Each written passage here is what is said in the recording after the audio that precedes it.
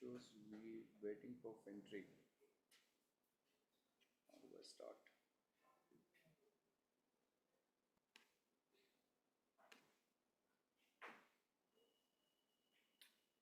Why is it not going? Can you start streaming? I don't know why is it not streaming.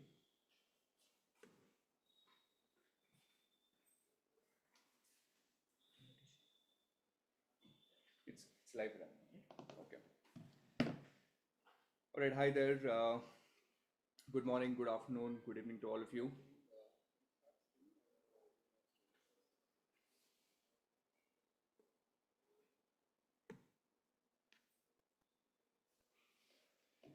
All right. So we'll start with the usual drill. Are we live on all the platforms? Okay. All right. Fantastic. So I'm going to take, hello, hi, good morning to all of you. Hope you're doing good. This is session 2 of Ask FinTree. This is a new initiative that we've started. Every Saturday around the same time, 11:30, 11:40-ish, I'll be coming live on YouTube and I will be trying and answering some of the queries that you have. Hi, Rohit, Anshul, Harsh, hope all of you are doing okay. Hello to everyone on Instagram. I'm going to start with some of the questions we've already selected, and then we will kind of start jumping on. I'll take some of the queries on YouTube as well. Hi, Priya.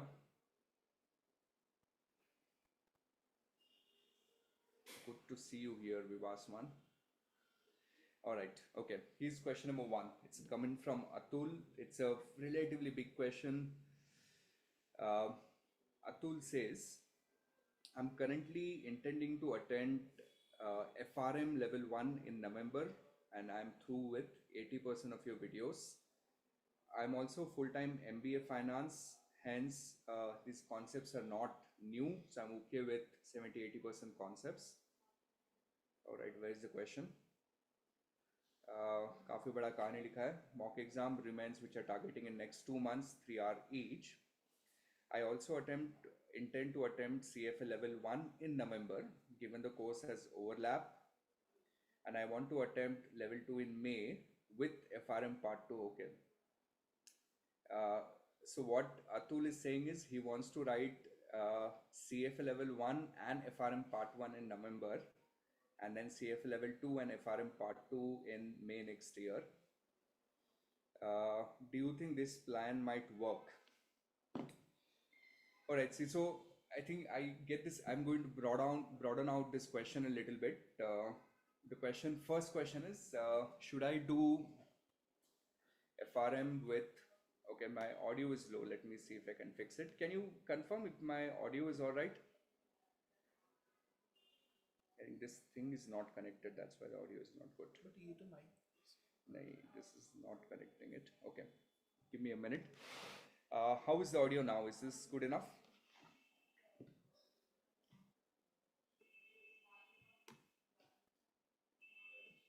Is the audio all right? Will it work? I'll try to be a little louder if that's okay. The general question: should I do CFA and I think we should have plugged in the Yeti mic. Can you get that mic for me, please? Just give me a minute. We'll fix the mic. In the meanwhile, I'll try and answer this question. Should I do CFA and FRM together? Right. So I see this. In India, we try to, like generally we think more degrees and more courses is better, which honestly is not necessarily true. In the US, there's a term for people who try to do too many degrees. It's called degree chasers. Okay, and a lot of employers actually look at, candidates like these negatively. So first question, and see, I've been guilty of that myself because I've been writing exams. The way I justify that is since I have to teach for these exams, it makes sense for me to write them. But in your case, you need to ask yourself, does it really make sense to do CF and FRM together? Do you really need it? I think FRM is useful for someone who's very focused on risk management careers, especially on the banking side, right? So if that's your game, and therefore you want to do it, by all means go ahead and do it. But should everyone be doing CFA and FRM together? No. Second, writing exams together, can you pass? Maybe yes. But will you learn? I doubt, right? Because then your orientation will always be towards passing the exam rather than trying to learn the concepts. So if I were you, I would rethink if I really want to do it. Uh, CFA level 1, FRM part 1 together may be still doable, but CFA level 2 and FRM part 2 in the same month probably is not a very smart thing to do, primarily because FRM part 2 syllabus is drastically different than what you have in the CFA curriculum. You have a lot of theory on liquidity risk, operational risk, even credit risk for that matter is a different topic. So I would not do it because I would not learn and enjoy the curriculum, right? So hopefully Atul, that answers your query. All right, I'll take the next question. It's from Parab. Parab is okay. No, sorry. Next question is Tanuj. What should be the correct order for studying the subjects for non-finance commerce students for level 1? Okay, good question. What is the right way to do CFA in terms of what sequence you should be starting in? So in general, I think the starting point for CFA level 1, if you're not using any prep provider, if you're doing it by yourself, which is doable by the way, is start with the prerequisite curriculum of CFA, right? So now CFA level 1, if you guys know, yes, we're trying to fix the audio. You'll have to give us a couple of minutes. We're just getting a alternate mic.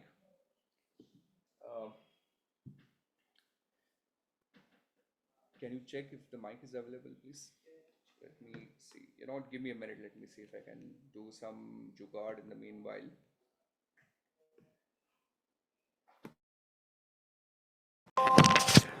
All right. Can you tell me how is the audio quality now? Is this better? Has the audio quality improved?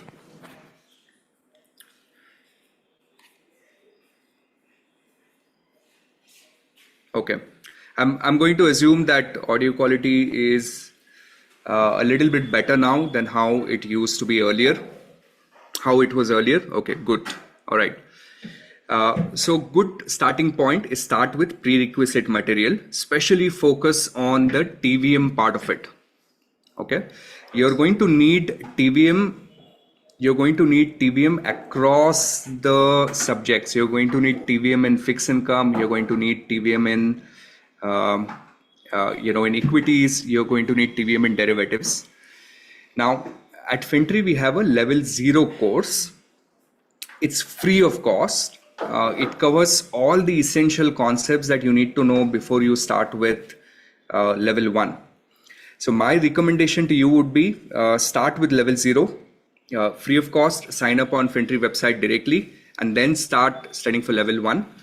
Subject wise, the choice that the sequence that I like to start with all the assets. Okay, so maybe a good sequence will be do equity first, then do fixed income, then derivatives. Sequentially, it makes sense to do fixed income first, derivatives second, then do alternatives. After that, once you've done these 4 assets, then you can go into more commerce oriented areas like corporate issuers, and then you can also consider doing FRA after that, and then you can do the rest of the subjects, which is quant, PM. Within quant and PM, I recommend doing quant first and PM later, because again, I feel it's a little more organic. So quant, PM, economics, and then you can do ethics. Okay, that's how I would like to deal it. All right, let me take some more questions.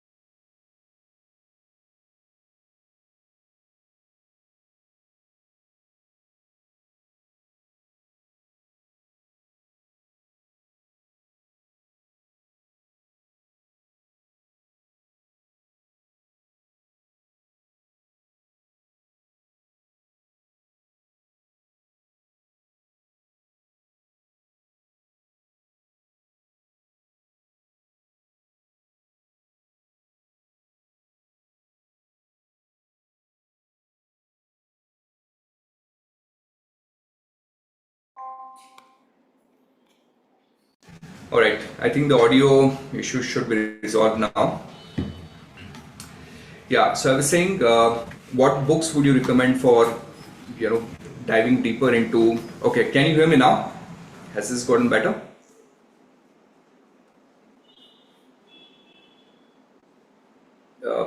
It should be better. We're using a different type of mic now. All right. I'm using this fancy gizmo type of mic. Anyways, yeah. So question that's being asked, which books? See, I'm particularly not very interested in that area, so I haven't read much. In general, I think there are plenty of academic books available on portfolio optimization. There is this model called Black and Litterman that I've heard some institutions use. So maybe a good starting point is to do CFA curriculum.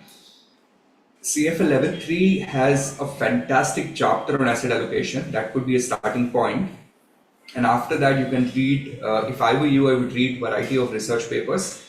If that's the area you need, you'll have to build strong programming skills in Python and R, right? So that would be a way forward, but I'm sorry, I don't know many books on this. All right, next question. Anuj is asking, I want to get into private credit. Besides CFA, what skill should I master? All right, Arjun, it's a very small niche area, relatively difficult to get in. If I were you, I think from a skill mastering perspective, I'll definitely spend a lot of time on financial modeling, because a lot of private credit area comes down to your ability to model numbers and see if your borrower will have ability to pay. So financial modeling would be a good starting point. You can also read. You can also consider doing some certifications in the fixed income market. I think in one of the previous sessions we spoke about FIMDA. That's more on the public debt, but that's a good starting point. And then network, right? That's what you need. You need to spend a lot of time on networking, Arjun, if that's the game you want to play. Ankit is asking, I'm working as a data analyst and business analyst in risk compliance in one of the investment banks in Pune. I'm looking forward to upgrade my role for better salary. Which certification is better, CFA or FRM? Good question. So see, if you're working in risk and whatever, right? If you're working in a investment bank and if you're working on the risk side, in general, FRM will always be valued more than CFA, right? Because FRM builds a very specific focus on the risk management vertical. So if I were you, that's what I would do, with an understanding that FRM requires a lot more mathematical rigor compared to CFA, right? So FRM is a very niche focused program, whereas CFA is relatively broader. So if you're someone who feels reasonably okay with your math skills and you being a data analyst, I'm assuming you have some programming background, I think that should be a good starting point. All right, do we have any questions there? So Agarwal Naman is asking, sir, I have done CFA level 1. I want to do a finance business in a tier 3 city. Could you recommend something? All right, the question that has come from Naman.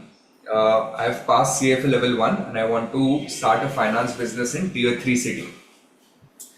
Naman, see, now I think a lot of finance business has become online, so to say. So you can be a little location agnostic. For example, let's say if you're very good at equity research, you can get a SEBI RA license and you can run some sort of a equity research subscription model. There is a company in the US called Motley Fool. These guys have been doing phenomenal selling their research subscription services. In India, there is this guy called Master Equity or something like that. I forgot their exact name, but something Equity Master, I guess. These guys are running similar research subscription. You can start that business wherever you like. You can get onto mutual fund advisory side of the business, like an RI model. You can still run your business online. If you have a good connect locally and you feel there are there is enough amount of wealth which people are willing to bring into financial space, you can also consider doing distribution models. So pretty much you can do most of the businesses since a lot of these businesses will be online. So next question is Can I take some here? Yeah, sure. Okay. All right, let's answer Suvendu Raj Blocks. Sir, my age is 25. I'm interested in finance. I've come CFA. Have completed my MBA in finance 2022. Should I go for CFA? What should I do? Okay. Depends on what are your career goals. Yeah, I mean, interested in finance is not sufficient to know. But let's say you're keen on asset management industry. You're keen on just exploring finance more. I think it's a no-brainer, right? So when the CFA is definitely a good program. Even if you just want to learn finance, if that's your objective, I think you'd learn a lot in the CFA programs. Phenomenal in terms of how curriculum is designed, the quality of content is fantastic. Suvendu is asking, how much money do we need to complete CFA? Great question. I think overall each level should be about $1,200, so somewhere in that ballpark, which means in rupee terms we're looking at about lakh and a half rupees per level, and then as you progress, assuming you pass everything in the first attempt, total program cost should be about 3 lakh to 4 lakh rupees, somewhere in that ballpark.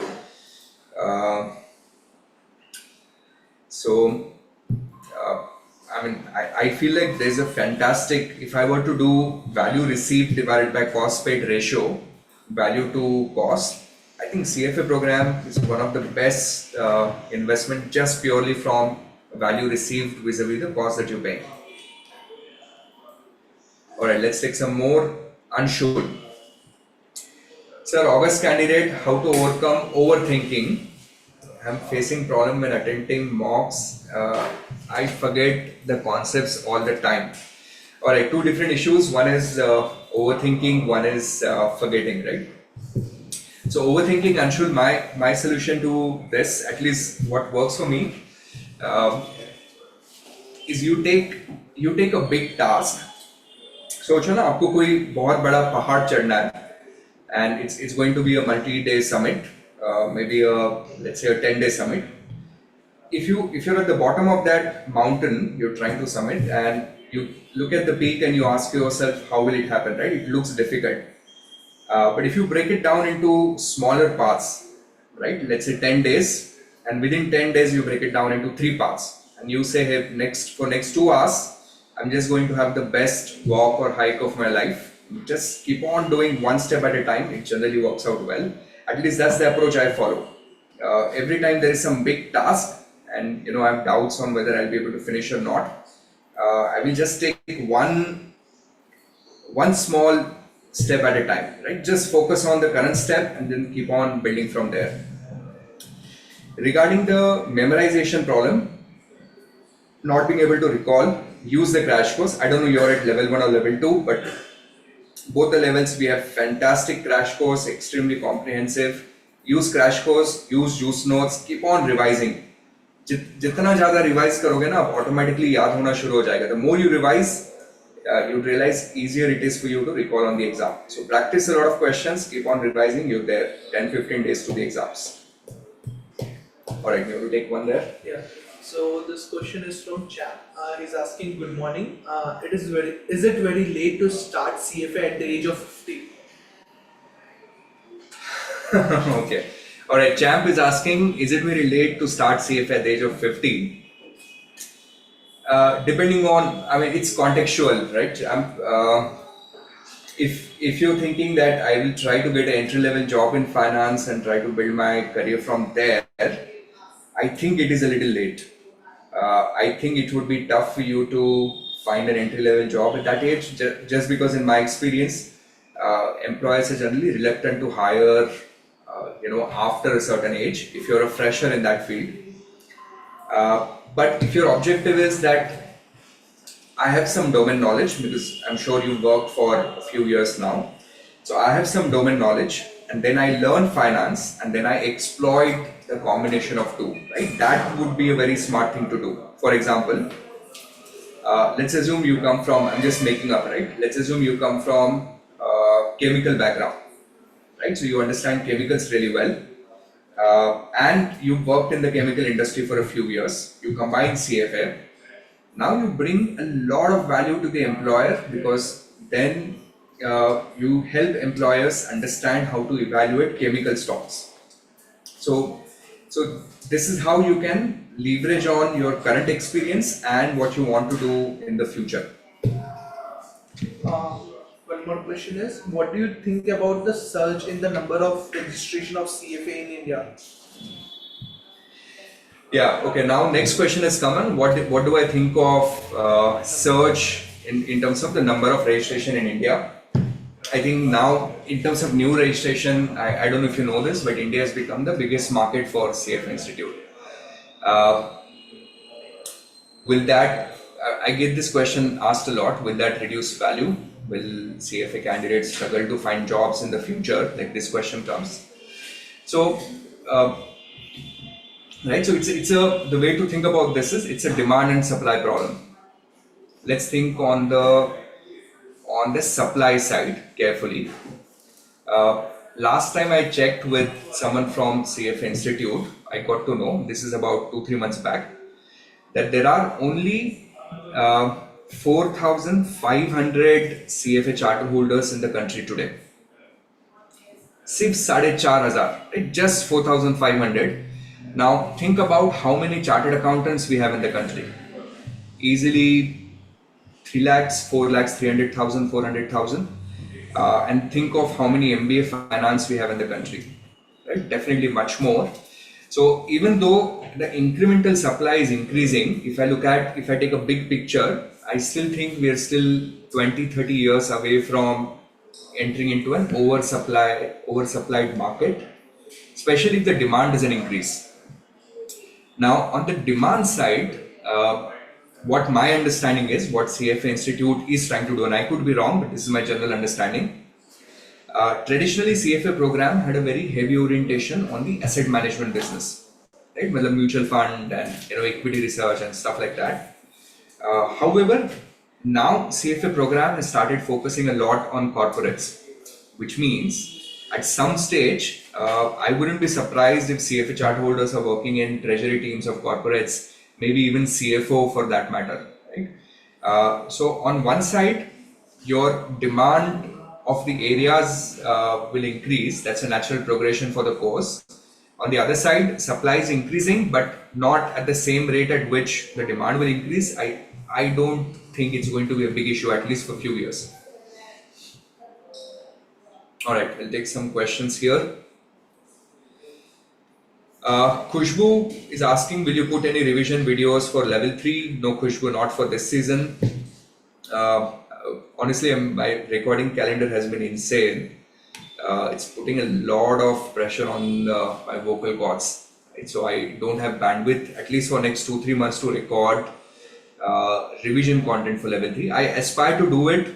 I've been thinking and strategizing for it. Maybe in 2025 cycle, there's a chance I will do it. But at least in 2024, no, I'm not doing any recording content. I recently did 2 sessions for level 3 on how to deal with constructed responses. If you're a FinTree candidate, on your portal there's a separate constructed response course. So maybe you can go and see that.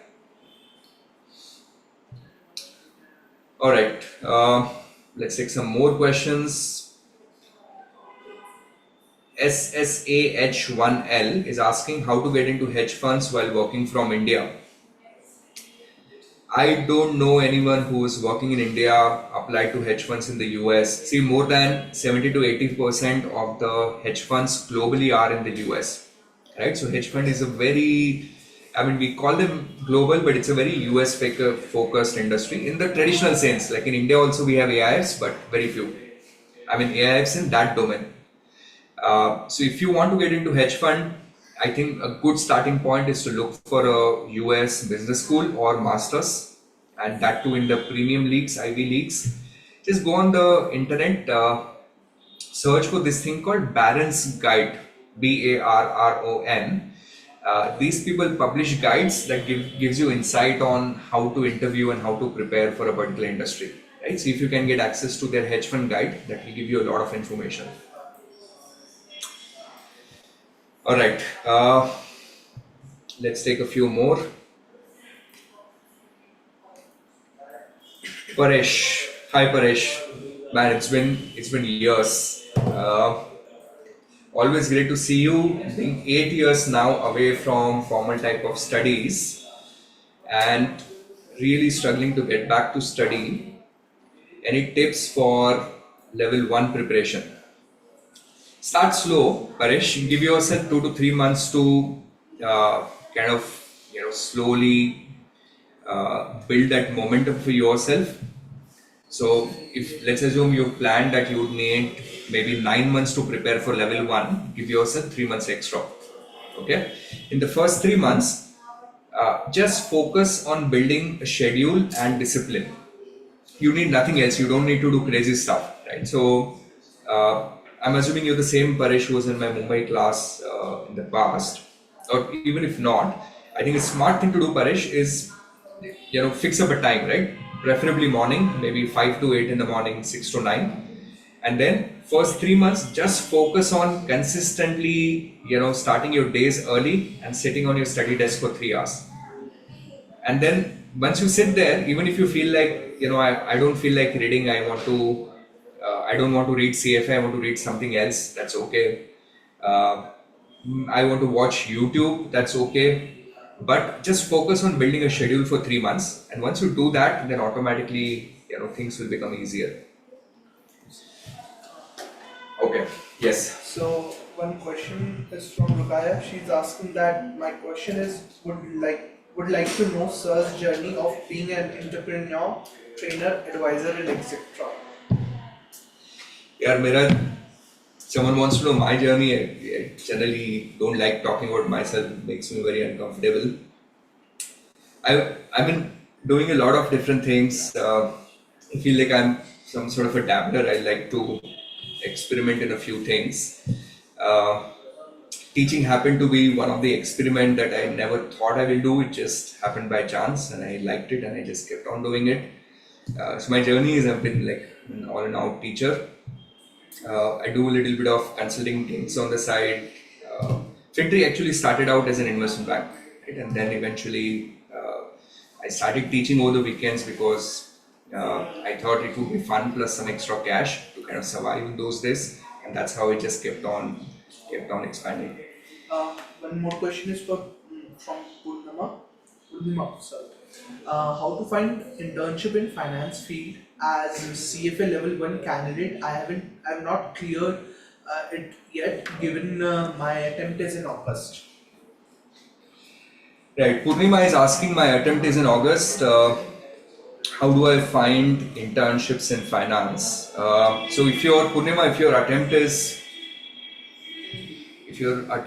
I don't know if the screen is frozen. No, it's not. Okay, if your attempt is in August 2024, you should be studying, right? So this is not the time to worry about internships. But let's assume you are writing 2025, you're looking for internships. I think a good starting point to look for internships is to exploit your natural market, right? So natural market means if you know any uncles, aunties, some relatives, if any one of them is working in finance, that would be one good way to start. Look up for platforms like Internshala. They will also have a lot of opportunity there, so that's something that you can explore. Third, if you're a part of FinTree ecosystem, then we keep on posting a lot of placements. Many of them are internships. You can explore that. Fourth, you can also use a cold emailing strategy. So what you can do is just do a simple search of list of all the brokers, list of all the PMSs, and then shoot out a lot of emails. Right? When I say lot of, I mean like 500,000 emails. And then the more number of people you apply to, higher is the probability of converting some of them. Right? So that should be a general strategy. All right, let's take some more. I'll take some on the YouTube now. will it be wise to give level 3 in Feb 2025 if I'm starting now, pass level 2 in this July? Yeah, doable. Even if you're starting now, I don't think. See, level 3 syllabus, Shavi is not too big in terms of size. It's a little intense in certain areas, but it's not too big. I think it's definitely doable. About 3 to 4 hours per day, consistently from now till your exams, 15-20 days of leave, you should be able to pull it off. Priyanshu, I've done BTech in CSC and now giving CFA Level 1 in August. Is BTech an edge? 100% yes, Priyanshu. In general, I've seen candidates who come from engineering background, science background tend to do better than pure play commerce because in your graduation days, you've learned some hard sciences, right? You've learned mathematics, you learned physics. Even if you did not appreciate them then, but finance has a lot of application of these concepts. So if you come from a hard science background, engineering background, being in finance is always a competitive edge. Plus, Priyanshu, just think about it. What's happening all over the world? Finance is moving towards automations and AI and programming. Like in investing, we have quant-based investing now. So typically, if I need someone to write my algorithms, I would need them to know computer science, right? So that gives you a significant competitive advantage. So you're in a good space. Just leverage on that. All right, we'll take some here. Okay. So the question is resign from my bank's job a month before exam and passed level 1. Okay. So what roles should I start for looking for? What's the name? Josh. Josh. All right. Josh is saying I've resigned from my bank job level 1 1 month before level 1 exams and passed level 1, right? Yeah. What job should I looking for? So 1 month before the exam and about 2 months to get the results. That means you've been at least unemployed for 3 months, Josh. Resigning job in the first place is a very bad idea to prepare for CFA exams. Unless you're working in operations, like a very low tier job, general advice, please do not quit your jobs and prepare full time. That's a very, very bad idea. But you're already in that place, right? Good news is you passed level 1. Now, depending on what experience you have, you'll have to start applying. Maybe look for private banking, go within banking, look for private banking. That's a good place to be in. Or look for asset management companies. So, the entire field is open for you. You decide what area excites you the most, start applying, generate an entry level role, and then try and build on from there. Take some here. Okay. Speed 10 is asking, August level 3 candidate, have my attempt in next 12 days. I'm far behind in the preparation.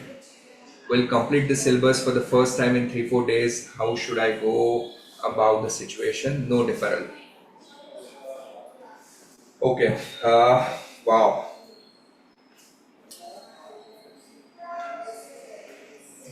Speed, you need to write. Okay, your time allocation has to be spot on now. So I need to think a little bit before I give you an answer. You need to write at least 2 mocks for sure, right?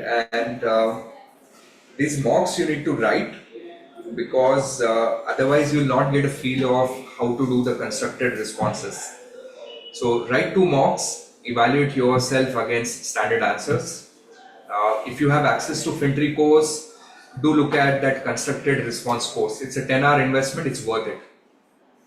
Second thing you do, since you don't have enough time for revision, is read through all the summaries of the CFA curriculum. Okay, the CFA curriculum, and especially at level 3, has done a fantastic job with summaries. So maybe read through the summaries 3 to 4 times so you get hold of the big picture. And then spend entire time, whatever time you can get, on solving the end of the chapter questions. That's it. So these are the 3 things that I would do if I were at your place. First, I will take at least 2 mocks because without that, I will not get a feel of how to do constructed responses. Second, I will read CFA curriculum summary as many times as I can. And third, I will solve as many end of the chapter questions as possible. Okay. Elvish Yadav army कौन है? एल्विश यादव कौन है? YouTuber है वो, big boss वगैरह में है। अच्छा, ये वन है वो पूरा आदमी है। उसका आर्मी है? अच्छा, वाह, एल्विश यादव आर्मी। क्या मैं कहाँ पे गया इसका क्वेश्चन यार?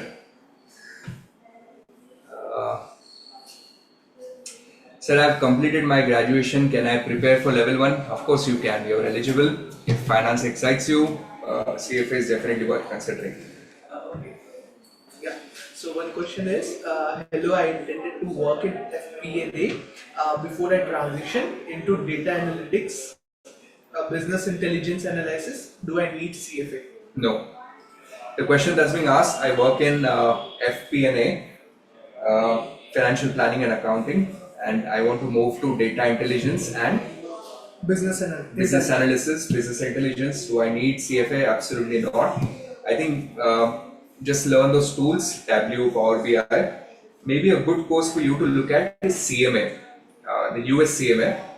It's a 1.5 year course. It's easy. If that's the area you want to build expertise on, maybe that's a good starting point. There's also a program called CIMA from UK, CIMA. वो भी देख सकते हो, that might also work. CFA would I don't think CFA is very correct use case for those careers. Okay. Shivam Singh. Sir, I'm a FinTree student currently recently completing my MBA from IIM. I have engineering background. After my MBA, I'm working as a product manager in NBFC company. I'm planning for CFA May 25. Do you think that move makes sense in terms of product management? No, not necessary. If that's the area you want. See, we have, I think a lot of our FinTree alums are product managers now. I think Bajaj Finance, some of the top product managers are FinTree alums, and a lot of NBFCs. CFA helps, but that's not a necessary condition, right? As a product manager, like you know that you're more of a business guy, right? You want to figure out how businesses work and kind of build some use case for whatever product you're working on. So CFA is not necessary, but just from a reputation perspective and knowledge perspective, it might work. So if you feel that I still have like a willingness to learn, I still want to learn and explore technical finance, then good. But otherwise, yeah, purely from product management perspective, I don't know how much will that help. मैं यहाँ से एक दो ले लेता हूँ. In terms of career growth, which has more scope, CFA or FRM? यार ये scope मतलब क्या होता है? मतलब ज़्यादा पैसे? It really depends, Prem. See, in my experience, in the risk management world, you do well if you eventually take your career at the modeling part, right? Risk modeling. Just to give you a number, I think in top investment banks in India, these risk modelers would be making about 2 to 3 crores per annum. But almost all of them have PhDs in mathematics or quant. So if you have a very strong maths background and you want to explore, then go the FRM route. Generally, if you're a generalist, if you're a beginner, I think CFA is a smart thing to do. CFA में भी काफी scope है, and I know what your definition of scope is. CFA has a lot of opportunities. You can apply at a lot of different places, and of course, some of the fund managers are, making a lot of money. So both the careers are good. You need to figure out what works better for you. It's already 15 minutes. Okay, I'll take last 3 questions now. I'll take one from Instagram, then we'll come back to YouTube. Okay. Harshit is asking, I have cleared recently CFA Level 2. After clearing CFA Level 1 in 4 months from FinTree, I have done MBA in finance from NMIMS distance learning. What should I do to get interview calls from big fours like large MNC like Goldman?